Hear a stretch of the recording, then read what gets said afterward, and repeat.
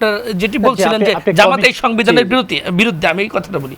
জামাত হচ্ছে একটি চরিত্রহীন রাজনৈতিক দল, যেটি হচ্ছে তারা 1971 সালে বাংলাদেশের মানুষের বিরুদ্ধে গিয়ে পাক বাহিনীর পক্ষে তারা এদেশের দোসর হিসাবে কাজ করেছে।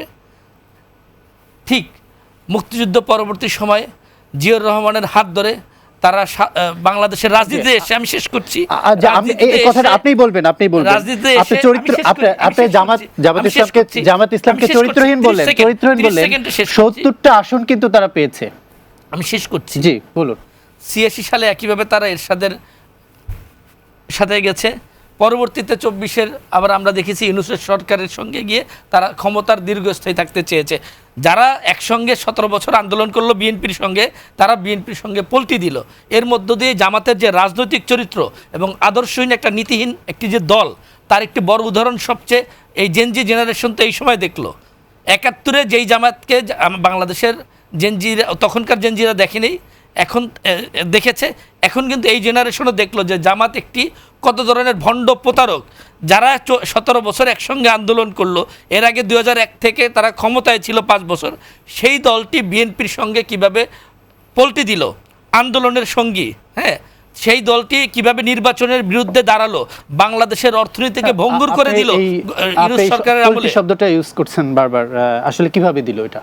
কোনটা? এই পল্টি দিল কিভাবে? আমি তো বললাম যে বিভিন্ন সময় তারা তো, যারা বাংলাদেশ চায়নি, তারা বাংলাদেশের সংবিধান কেমনে চাইবে? বাংলাদেশের মুক্তিযুদ্ধের মধ্য দিয়ে যে অর্জিত যে সংবিধান, আমরা এখন যে সংবিধানটা দেখছি, আপনি নিশ্চয়ই জানেন 96 সালে তত্ত্বাবধায়ক সরকারের প্রথম দাবিটা জামাত ইসলামী করেছিল। আমি তো, আপনি বারবার সংবিধানের কথা বলছেন, এই সংবিধান তো জামাত ইসলাম কখনোই চায় নাই। যারা 71-এ বাংলাদেশকে চায়নি, যারা বাংলাদেশের বিরুদ্ধে করেছে, তারা এই সংবিধান চায়নি। এটি তাদের মৌলিক একটা এজেন্ডা। তারা এখন এই সংবিধানের বিরোধিতা হচ্ছে বাংলাদেশকে অস্বীকার করবার একটি যে তাদের পুরনো রাজনীতি, সেই রাজনীতিরই অংশ হচ্ছে তারা এই সংবিধানের বিরোধিতা করা।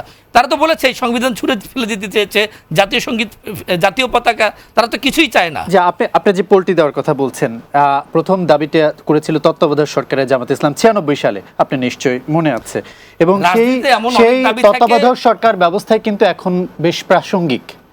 এটাকে কি বলবেন? শুধু জামাত ইসলাম একা করেনি, ওই সময়কার সকল রাজনৈতিক দলই প্রথম দাবিটি তারাই তুলেছিল।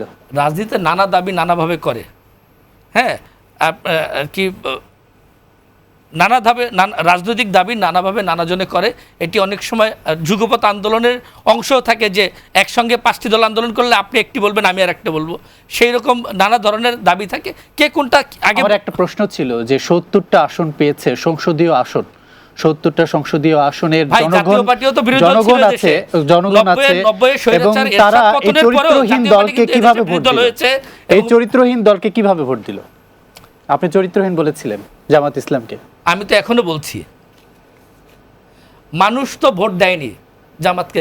জামাত কিভাবে ভোট নিয়েছে এটা তো আপনি দেখেছেন। জি।